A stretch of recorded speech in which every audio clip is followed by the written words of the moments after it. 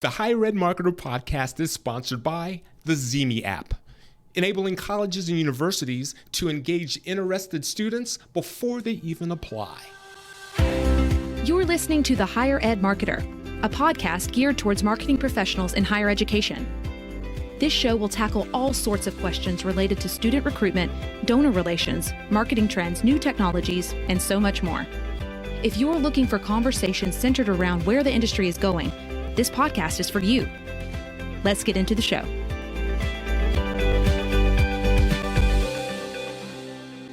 Welcome to the Higher Ed Marketer podcast. I'm Troy Singer here with Bart Kaler. And this week, we speak with Dr. Scott Feller. He's the president of Wabash College.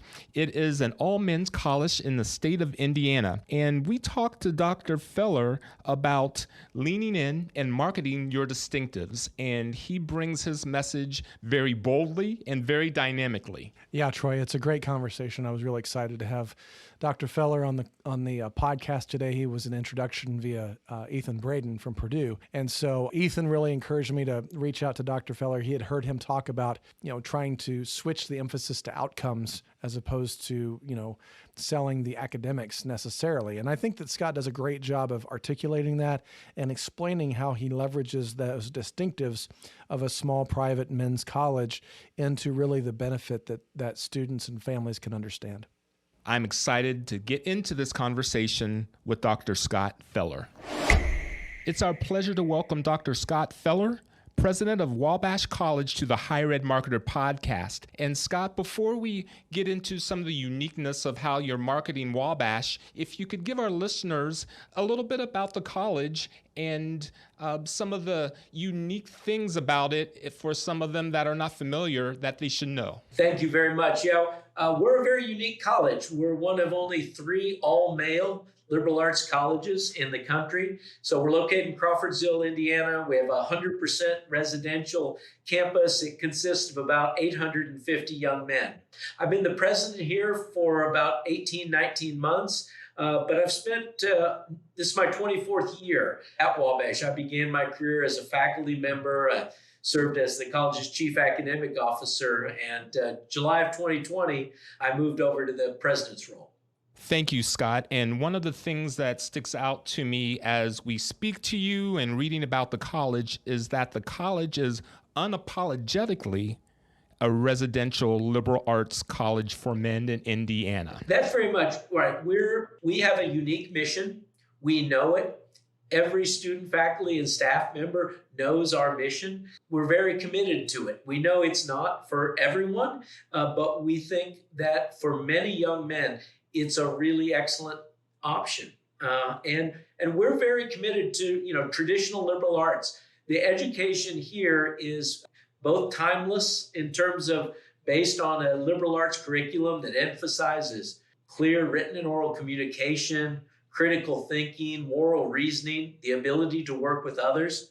But it's also timely in that it's very much focused on sending young men from Wabash College out into the world. Thank you. I think some would even say that some of your marketing and how you compare yourself to others could be bold. So if we can start out our conversation by how Wabash leads with the great outcomes. Yeah, we've probably been about 3 or 4 years in a model where we really lead with outcomes. I think traditionally, small liberal arts colleges, we tend to lead with what we are, not what we get done. Everyone says they're a unique, small community, and they're right. But at the end of the day, I think students and their families want to know what is going to be my experience through and after Wabash College. So we talk a lot about graduation rates. Young men are not graduating from college at great rates. So we're very proud. We think our focus on young men and their success gives us an advantage there. We also know that families are concerned about the return on their investment. Wabash is quite an affordable option for families, but we're still asking people to invest their time and their money. So we're very proud. We lead with the fact that 98 to 100% of our graduates are settled in their first destination a couple of months past graduation.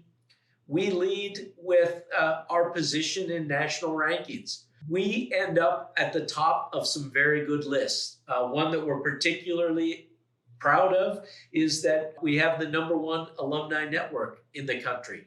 That's part of the secret of how we get these guys placed in internships and jobs. We also have some really enviable numbers from, for example, pay scale on the salary data 10 years out, salary data mid-career, where we're among the top liberal arts colleges in the Midwest. So student can come to Wabash, student can get a liberal arts education, and the student can set themselves up for a lifetime of both satisfaction and professional success as far as we're concerned. That's great. And I really like this idea of outcomes because, I mean, I've been in higher ed marketing for a number of years and, consistently over at least the last 5 or 10 years that whenever you look at the surveys from parents or even just from students themselves, they always want to know that return on the investment. What is it going to be for the outcome? And I know that we've talked with, Jeff Fanter used to be the executive vice president at Ivy Tech here in Indiana, the community college network. He was really pushing outcomes because their data was showing the same thing that a lot of high school students and even non-traditional adults who are likely to go to community colleges looking for that outcome data. And actually we were introduced through Ethan Braden, a friend of ours from Purdue University that has been on the podcast a couple times. And he said, you really need to talk to Scott at Wabash because they're doing some really great things with outcomes. And I'm just always fascinated with that because I do think you've got something there is that people want to understand where they're going to be after this investment. And I think that colleges, especially traditional liberal arts colleges like Wabash, it's been easy for us as academics to emphasize learning for the sake of learning, right? The many benefits that accrue from studying the liberal arts. But, we actually have to make sure that those of us who are not true believers, those of us who are not from the inside, we've got to translate this into the objective measures of success of a college. So we think a lifelong love of learning is something that we impart in every student. But I guess at the end of the day, we don't maybe lead with that. Right. We lead with things like graduation rate, first destination rate, salaries, awards that our students win. Yeah, I think that's interesting because I've also seen a lot of schools that are making a little bit of a pivot to, it's called kind of story branding in the idea that you make the student the hero of the story. Traditionally, I think a lot of times schools tried to make themselves the hero to say, hey, look at us, look at what we've done, look at our accolades, our rankings. And not that you're doing that in any way. You are actually making the student the hero by telling them what they can expect out of their experience. That's exactly right. On Friday, I spoke to about 100 prospective students at a visit day we had there. And my message to them was to talk to Wabash students, current students, so that they could understand the trajectory they could be on next year. Because we want the students to imagine themselves as a successful Wabash student. And that, at the end of the day, is very important to us. We're very proud that we meet each student where he is. Yeah. And so the student story is the important story. The student outcome is the most important story. That's great. Thank you. Along with outcomes, you also have the philosophy about embracing comparison, and would like to know if you could share that philosophy with our listeners. Yeah, we've decided we're going to be pretty bold and put this stuff out there. I think it's a crowded market. Residential liberal arts colleges in the Midwest where we're located.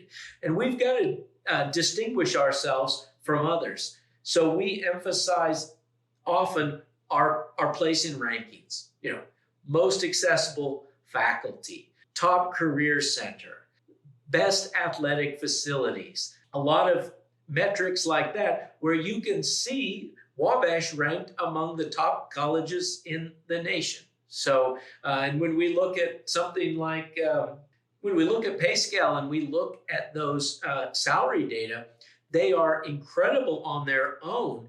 But I think what's really incredible is to look and see the neighborhood of other colleges that we're with. It's the top colleges in the country. And quite frankly, those colleges, they enroll a lot more students who had a pretty good head start in life.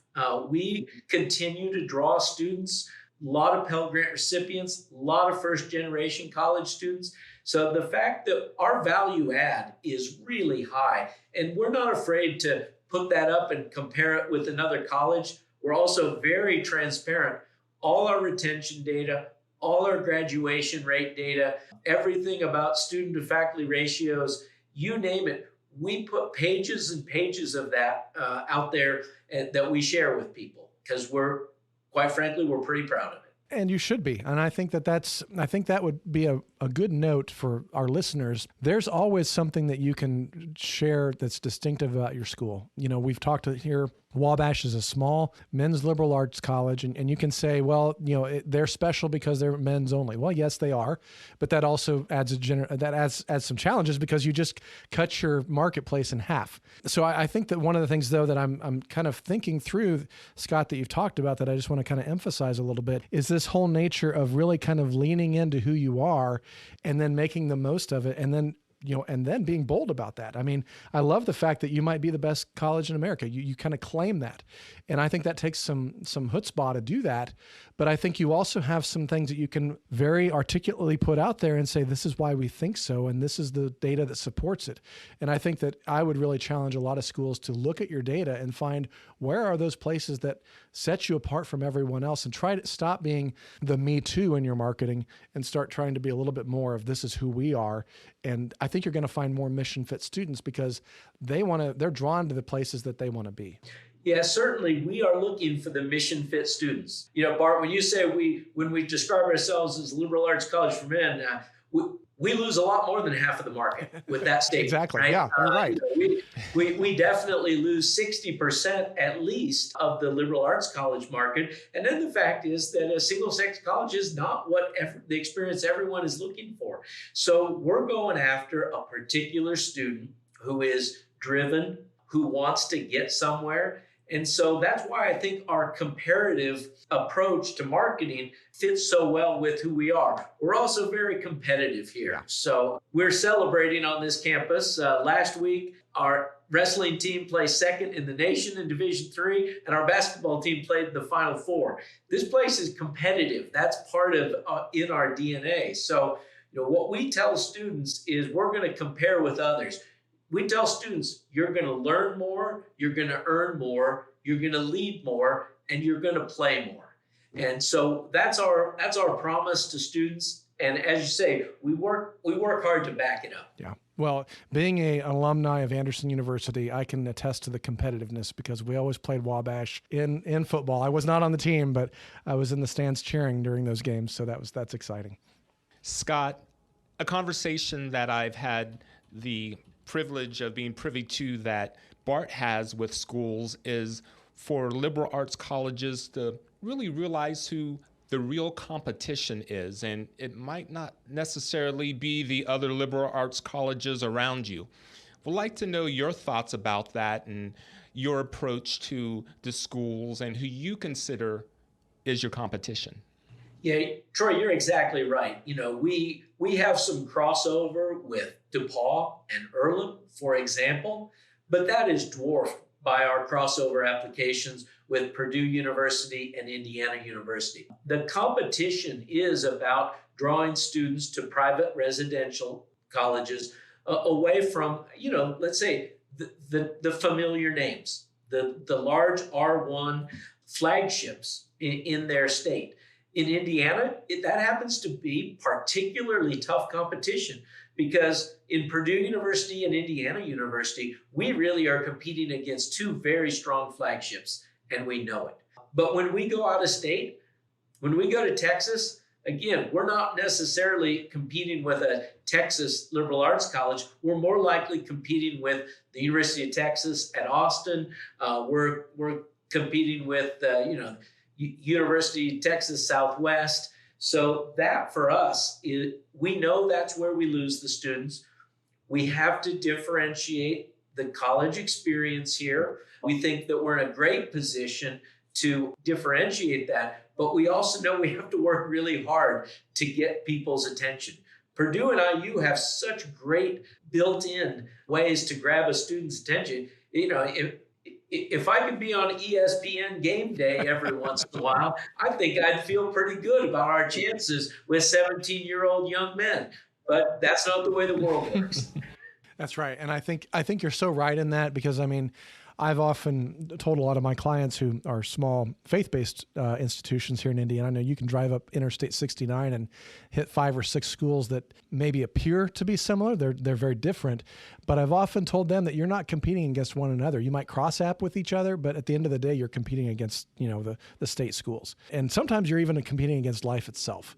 More and more students are looking at gap years. More and more students and families are considering other creative ways of looking at it, because I mean, let's be honest, even though schools make it affordable for students, the public many times, especially first-gen students and Pell Grant recipient family households, don't quite understand how everything works with discount rates, with scholarships, with financial aid, with grants.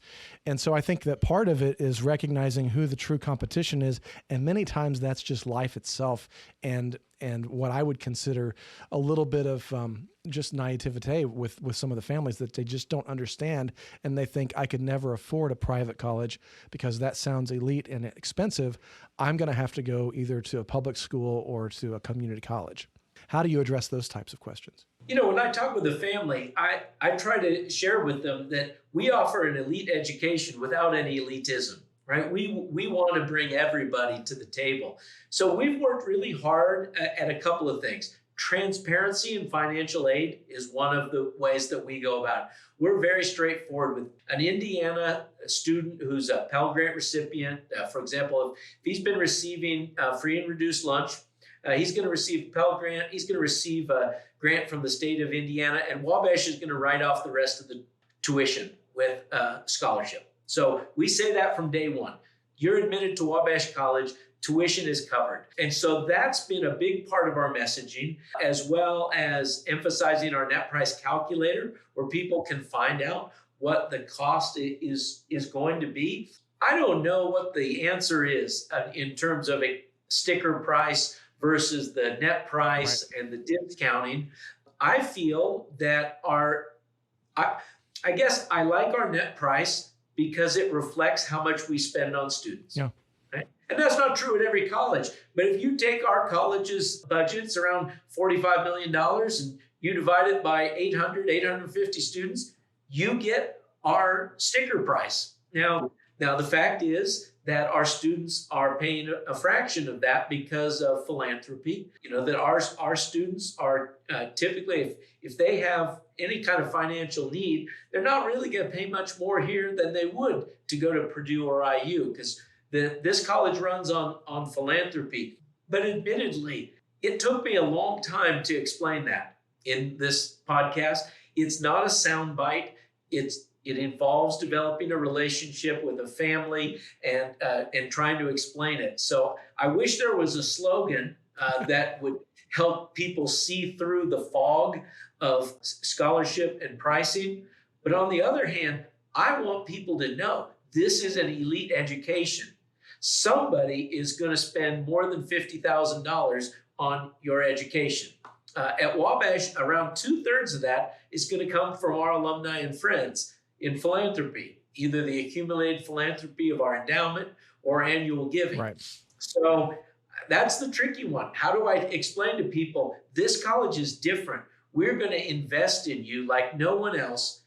And someone that you don't know is going to slap down $2 for every $1 that you and your family bring to the table. Well, I love that right there at the very end. I think that's great. And I think also just it plays in so well to your alumni. I mean, you talked about that earlier, how that alumni network and the job placement and the after the outcomes with things. I mean, you've got alumni that are engaged with your students even before they even set foot on campus because of all of this. And I think that's just a wonderful story.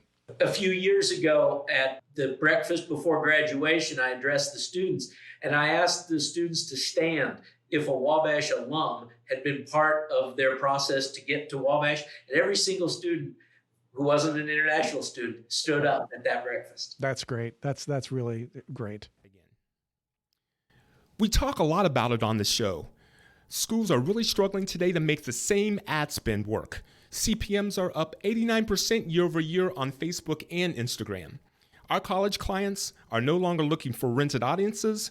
They're looking for an owned community where they can engage students even before they apply. This is why Zemi has become so crucial for our clients.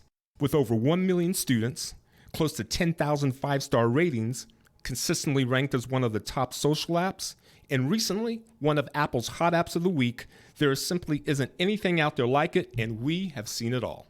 Zemi not only provides the best space for student engagement, but the most unique and actionable data for their 160 college and university partners.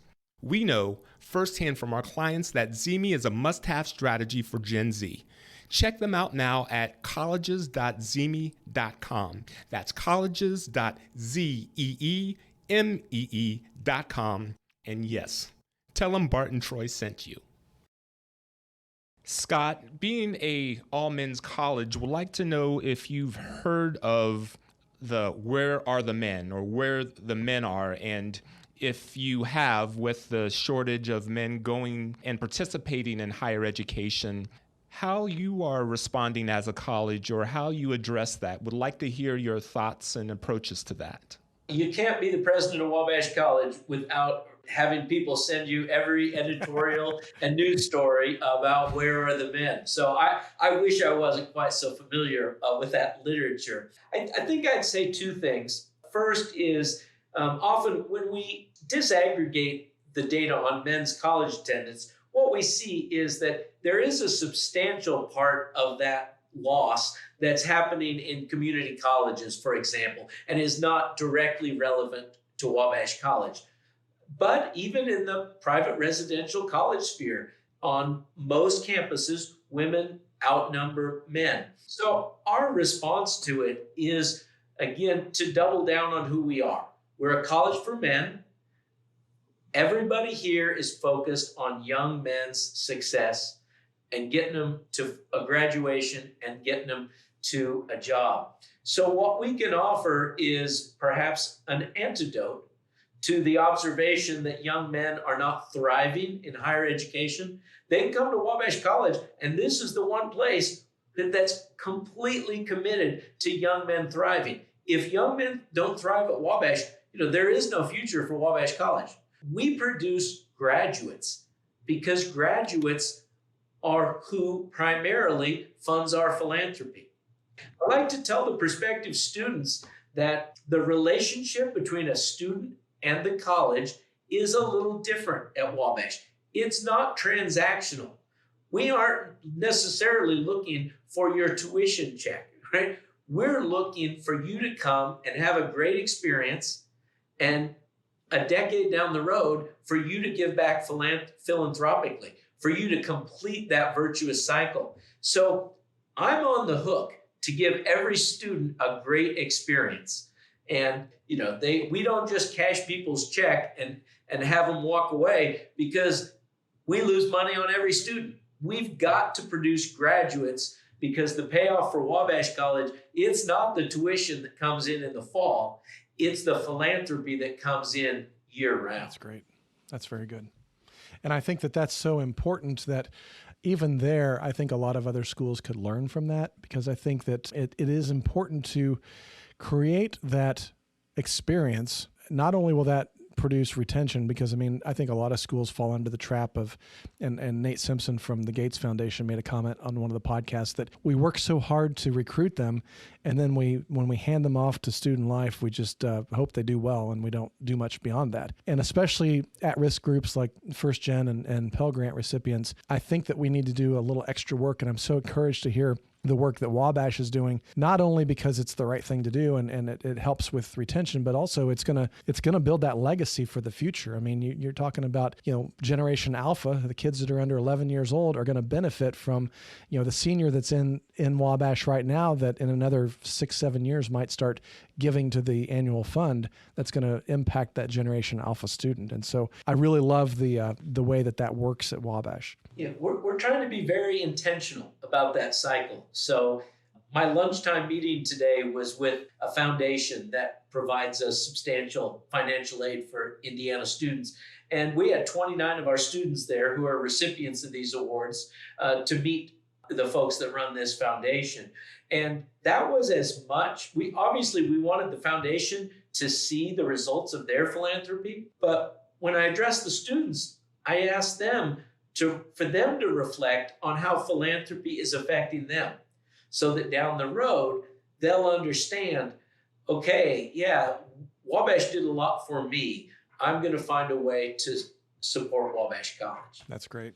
That's very good. We wind every episode of the podcast up with a question to our guests. And it's if they have something, an idea, anything that they would like to share that could be impactful for our listeners soon after, maybe even immediately. Do you have something that you can share as we pose that question to you, Scott? I do. I'm gonna use something, and Bart made reference to it at the very beginning. I think the message is you've got to be bold. Okay, I think that most college leaders, and I count myself among them, come up through the academy, where we tend to getting it right tends to take precedence over getting the work done quickly, right, and making an impact. I think also academics, we also always often assume our work stands on its own. But the fact is, students and families want to know what makes you great, right? They don't want to have to figure out, how is Wabash different from DePaul, or how is Wabash different from Purdue? So I think be bold, differentiate. These are the things that your families need to hear so that they can understand. Don't expect them to figure out what the outcome is of a great liberal arts education. Tell it to them. Thank you, Scott. Well said. How would one get in touch with you if after listening to the podcast, they would like to reach out? Oh, the easiest way is email me at president@wabash.edu. Go to the Wabash email or Wabash webpage. You can find my phone number, but president@wabash.edu is a great way to reach out. Thank you, Scott. Thank you for your time, and thank you for the wisdom that you were so generous with today.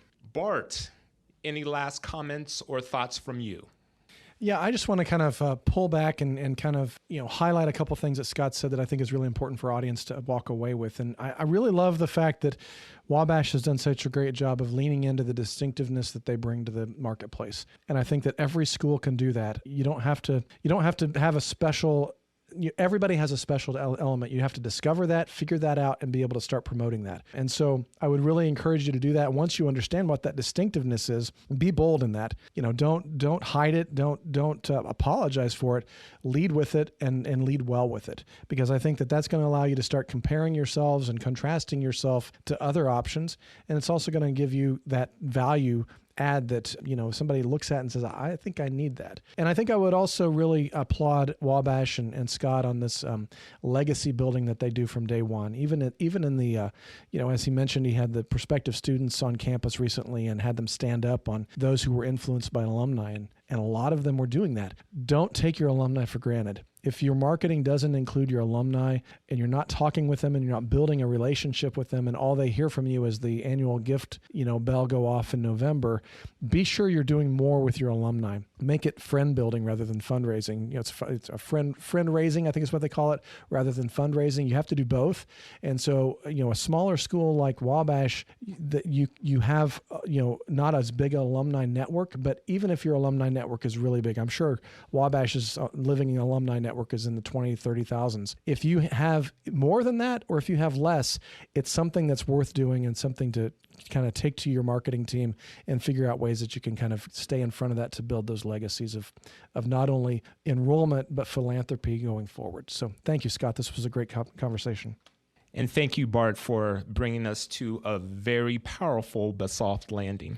The Higher Ed Marketer podcast is sponsored by Kaler Solutions, an education marketing and branding agency, and by Think Patented, a marketing execution company specializing in bringing customization and personalization to your outreach. On behalf of Bart Kaler, the co-host, I'm Troy Singer. Thank you for joining us. You've been listening to The Higher Ed Marketer. To ensure that you never miss an episode, subscribe to the show in your favorite podcast player. If you're listening with Apple Podcasts, we'd love for you to leave a quick rating of the show. Simply tap the number of stars you think the podcast deserves. Until next time.